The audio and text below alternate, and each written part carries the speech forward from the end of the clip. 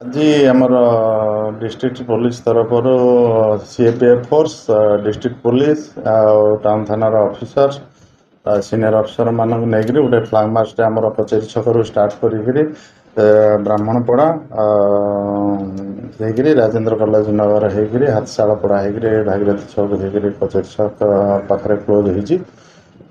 ଆଜି ଫ୍ଲାଗ ମାର୍ଚ୍ଚର ମୁଖ୍ୟ ଉଦ୍ଦେଶ୍ୟ ଥିଲା ଲୋକମାନଙ୍କ ମନରେ ଗୋଟେ କନଫିଡେନ୍ସ ମେଜର ବିଲ୍ଡ ଅପ୍ କରିବା।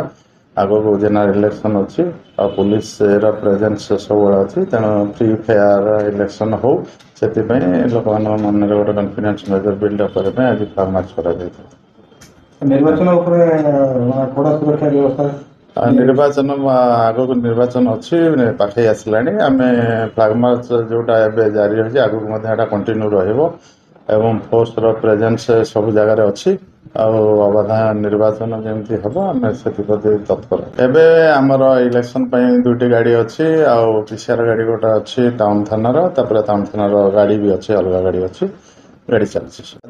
ଆଜି ଫ୍ଲାଗ ମାର୍ଚ୍ଚର ମୁଖ୍ୟ ଉଦ୍ଦେଶ୍ୟ ଥିଲା ଲୋକମାନଙ୍କ ମନରେ ଗୋଟେ କନଫିଡେନ୍ସ ମେଜର ବିଲ୍ଡ ଅପ୍ କରିବା।